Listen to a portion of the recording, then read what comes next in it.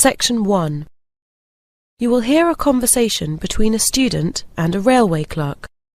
First, you have some time to look at questions 1 to 5.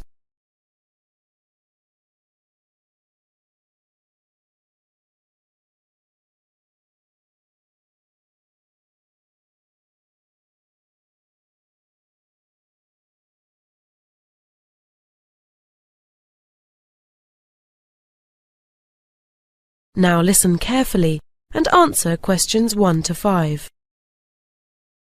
Central Station, Norwich, Sue Brown speaking. Can I help you? Is that the railway station? Yes.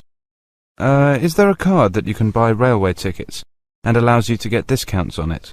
You mean a rail card? Yes, there are various types. There's the young person's rail card and the senior citizen's rail card, for example. Well, I'd like a young person's rail card, but I'm over 21. Is that okay? Do I still qualify? Yes, you're eligible from 18 to 25. Great. And how much does it cost? £18. Okay. And can I get it over the phone? Well, I can take your details and process it now over the phone, but you'll need to come in to collect the card. Yeah, that's fine. Okay, so I just need to take down some details. First of all, can I have your name? Stephen Crockers. Okay, so first name Stephen. Is that Stephen with a V? No, with PH. Right. And can you give me your surname again? That's Crockers. Crocker with a C? No, I'll have to spell it out for you. Krockers. Right, thank you. Now, you said you were over 21. Can I ask for your exact date of birth, please? Yes, sure, it's the 3rd of February. Yes? And the year's 1979. 1979. OK, lovely. So the next thing I need to know is your permanent address. Right.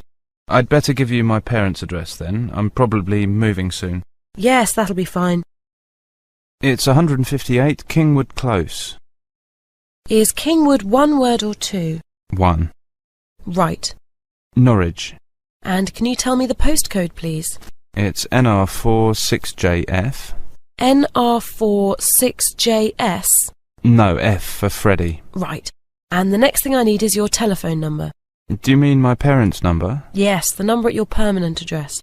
OK. It's Norwich 456 321. And are you living at that address now? No, in term time I'm in lodgings. But like I said, I might be moving soon. Never mind. Just give me the address where you're staying now. Right, it's 62 Housewalk Terrace, Wakefield. And the postcode? WF1 4NN. Right, that's fine. Before you hear the rest of the conversation, you have some time to look at questions 6 to 10.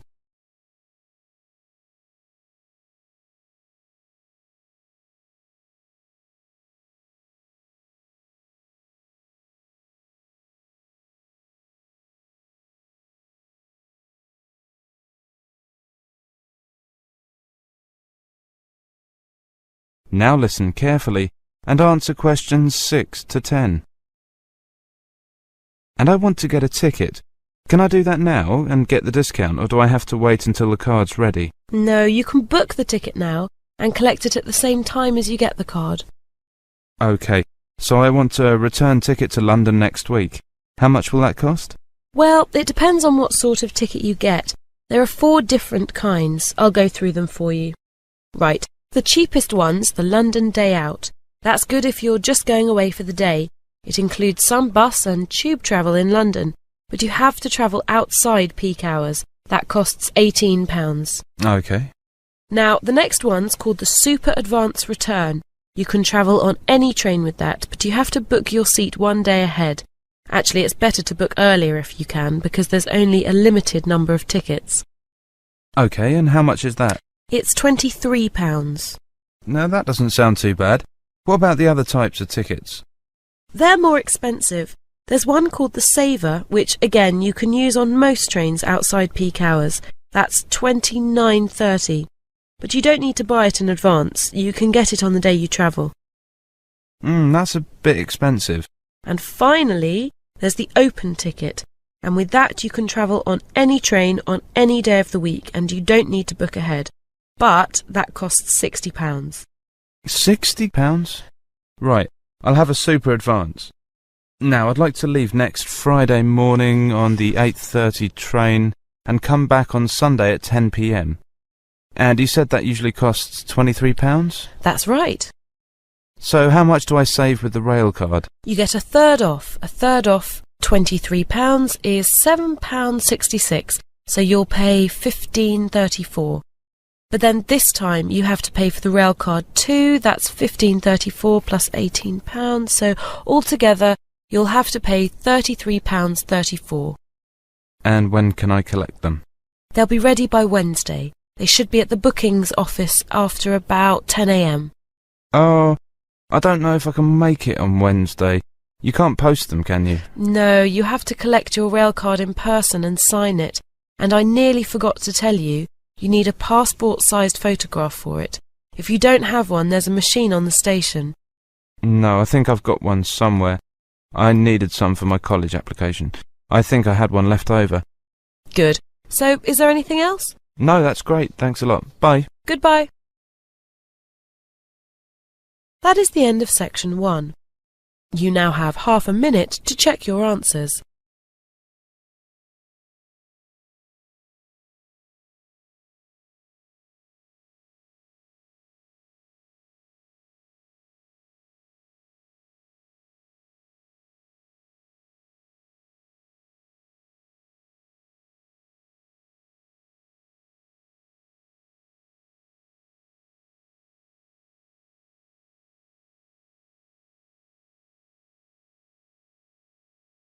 Now turn to section 2. Section 2. You will hear a talk to new students at a university. First, you have some time to look at questions 11 to 13.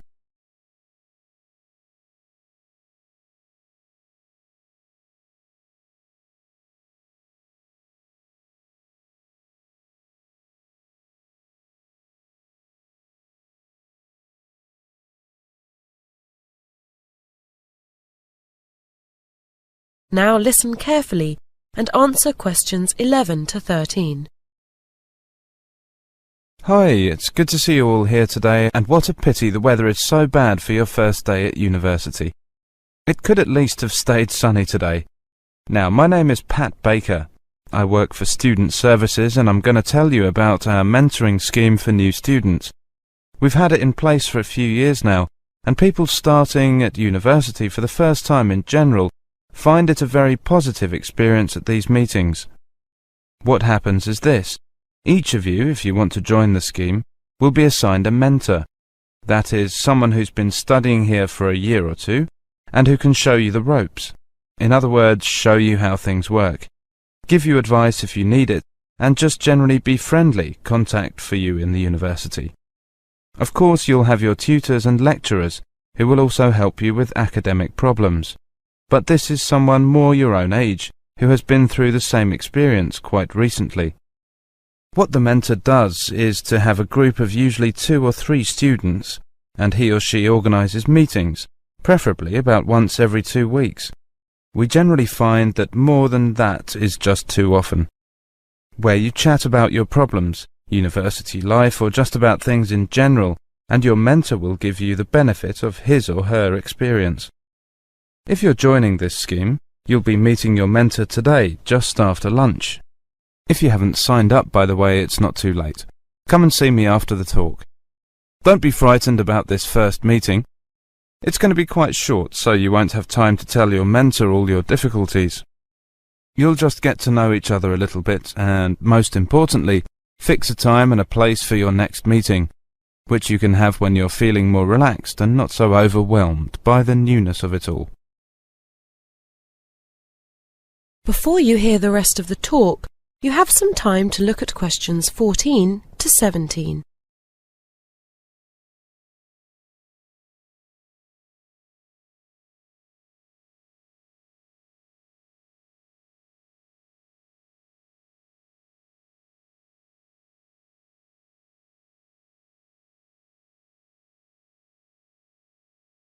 Now listen carefully and answer questions 14 to 17.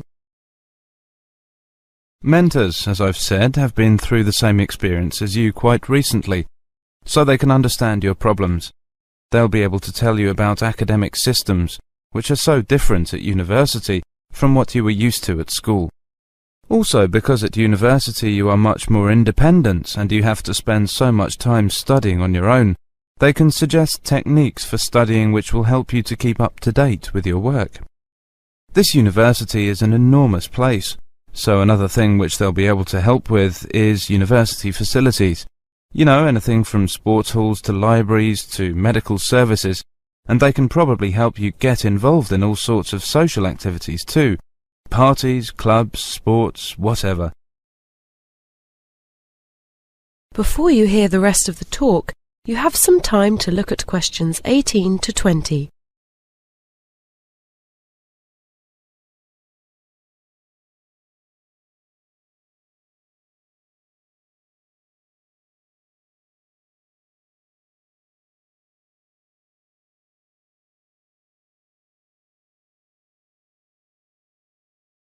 Now listen carefully and answer questions 18 to 20. So, as you can see, this is a pretty useful scheme, but it does rely on people keeping in touch. The telephone's pretty useful if you have one, but students are busy people and often out doing things, so email is probably better. Your mentor will be able to show you how to get an email account. They don't cost anything to students, they're free. For people who have never been away from home before, a mentor is a useful contact and support, somewhere between a friend and a parent. And no doubt, as the year progresses, and you start getting nervous around exam time, your mentor will be ready with useful tips on the best way to pass your exams. After all, they did the same ones either last year or the year before, and they passed them. That is the end of section 2. You now have half a minute to check your answers.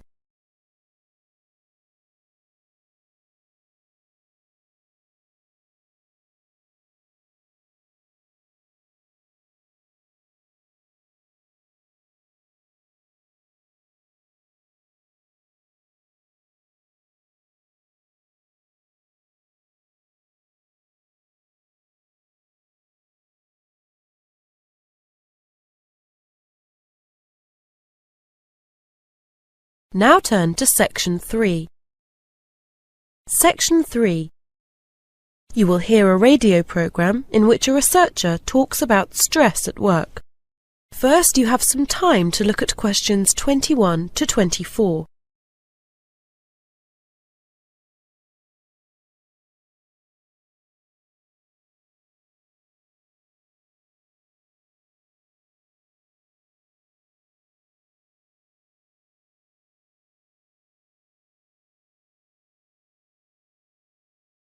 Now listen carefully and answer questions 21 to 24.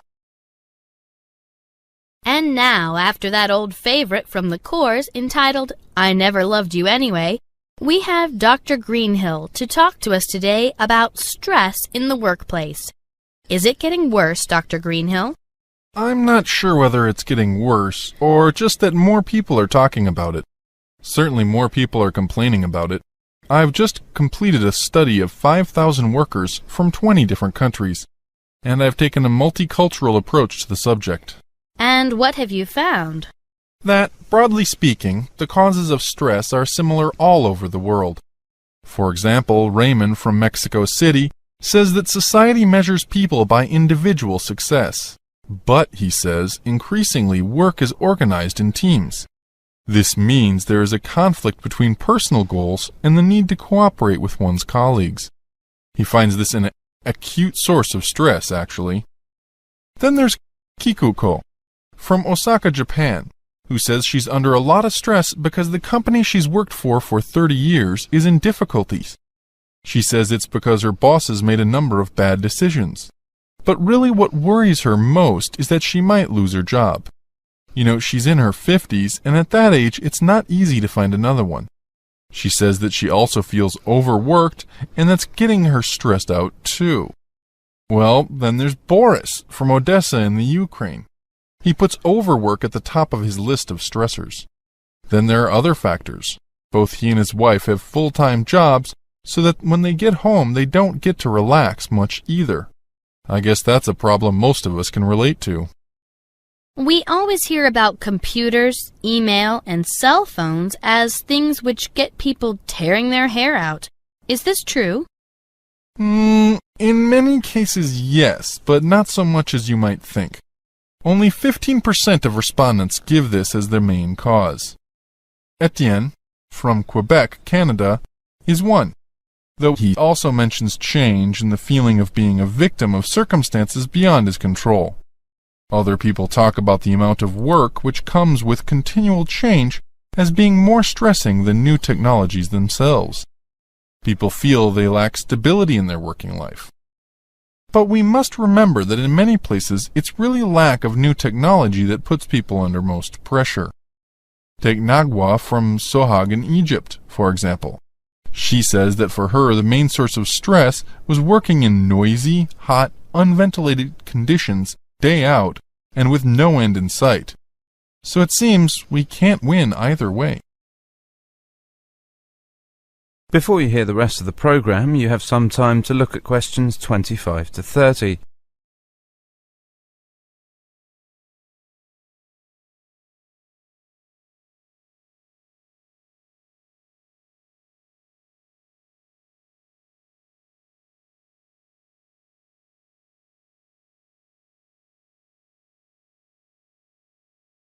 Now listen carefully and answer questions 25 to 30.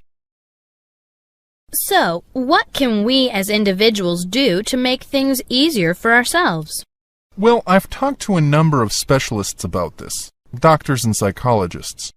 And here are a few suggestions for reducing stress without you having to change your job.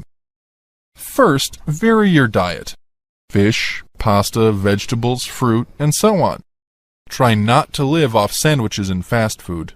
A balanced diet, in other words. Also, we tend to drink too much coffee. Caffeine, the drug in coffee, gets us more nervous. So if you want to feel less stressed, drink less coffee. It's tough at first, but you'll notice the difference within just a few days. Finally, take regular exercise. It's a great way of relaxing, and of course, it makes you more healthy too. For a particular cause of stress, there are various things you can do. If your problem is that you think you've got too much work on your plate, what you probably need to do is to manage time better. You have to learn to deal with the things which are really vital. Don't waste time on trivialities. There are courses to help you with this. If you are worried about unemployment, make plans so that if it happens, you are ready for it. Do things like set money aside and update your CV so it's attractive to new employers. As for new technologies, do training courses so that you feel at home with them and so that you don't feel frightened of them. So in the end, the best way to deal with stress is for you to take control of your life and not allow yourself to be a victim of circumstance. Thank you, Dr. Greenhill, on fighting stress. And just when you thought you could relax, here's Dolly Parton working 9 to 5. That is the end of section 3. You now have half a minute to check your answers.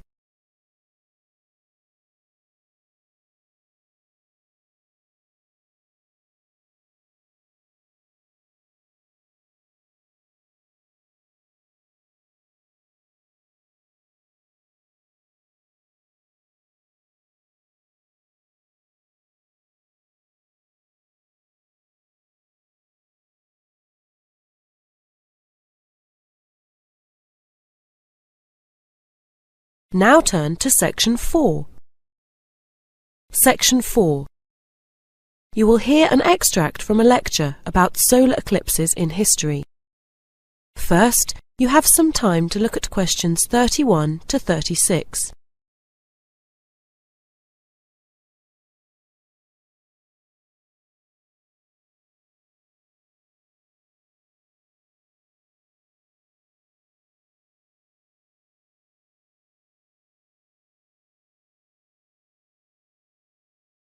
Now listen carefully and answer questions 31 to 36.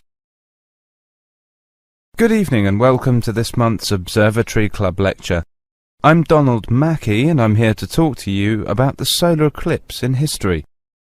1,000 years ago, a total eclipse of the sun was a terrifying religious experience. But these days an eclipse is more likely to be viewed as a tourist attraction than as a scientific or spiritual event.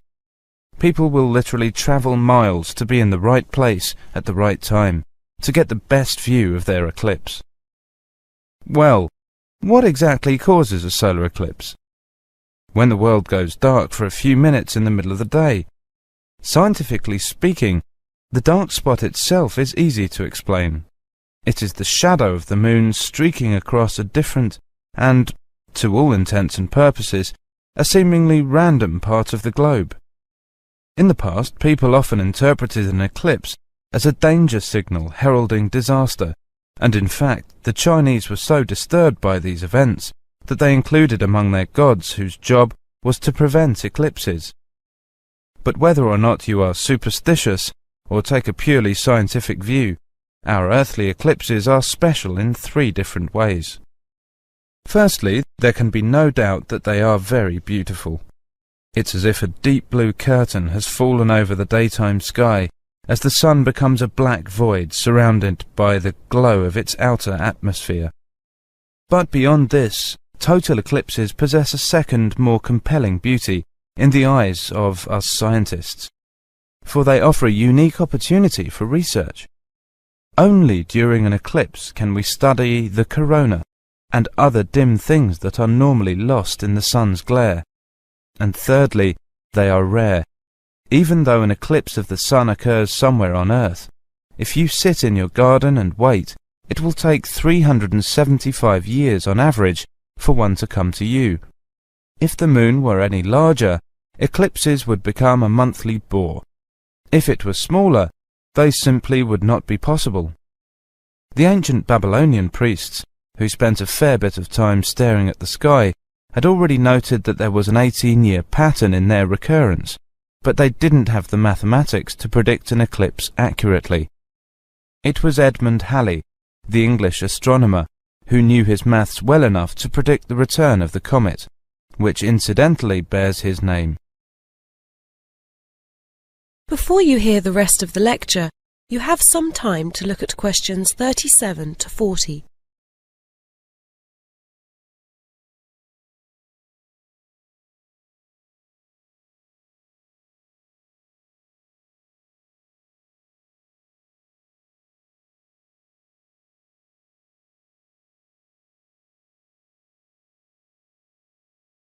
Now listen carefully and answer questions 37 to 40. In 1735, Edmund Halley became the first person to make an accurate prediction of an eclipse. This brought eclipses firmly into the scientific domain, and they have allowed a number of important scientific discoveries to be made. For instance, in the eclipse of 1868, 2 scientists, Janssen and Lockyer, were observing the sun's atmosphere, and it was these observations that ultimately led to the discovery of a new element. They named the element helium after the Greek god of the sun. This was a major find, because helium turned out to be the most common element in the universe after hydrogen. Another great triumph involved Mercury. I'll just put that up on the board for you now. See, there's Mercury, the planet closest to the sun. Then Venus, Earth, etc. For centuries, scientists had been unable to understand why Mercury appeared to rotate faster than it should. Some astronomers suggested that there might be an undiscovered planet causing this unusual orbit, and even gave it the name Vulcan. During the eclipse of 1878, an American astronomer, James Watson, thought he had spotted this so-called lost planet. But alas for him, he was later obliged to admit that he had been wrong about Vulcan and withdrew his claim. Then Albert Einstein came on the scene. Einstein suggested that rather than being wrong about the number of planets, astronomers were actually wrong about gravity.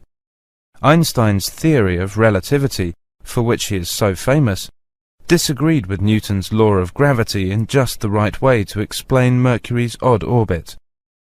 He also realized that a definitive test would be possible during the total eclipse of 1919, and this is indeed when the theory was finally proved correct. So there you have several examples of how eclipses have helped to increase our understanding of the universe. And now let's move on to the social. That is the end of section 4. You now have half a minute to check your answers.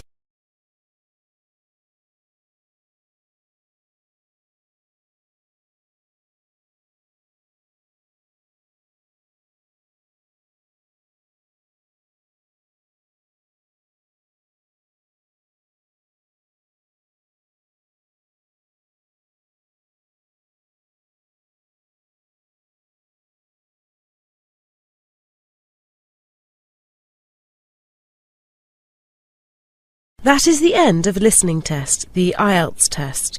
You now have 10 minutes to transfer your answers to the listening answer sheet.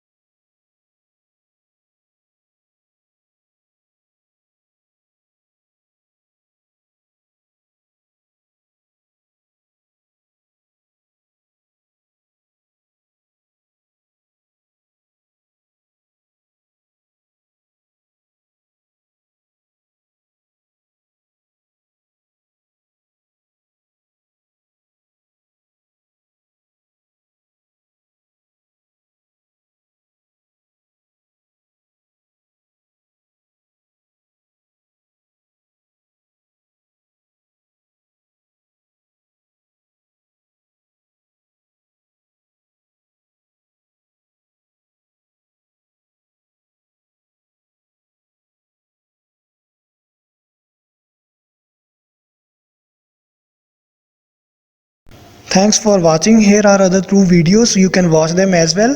And if you haven't yet subscribed my channel, please subscribe it and hit the bell icon for my upcoming videos, and share these all videos among your friends.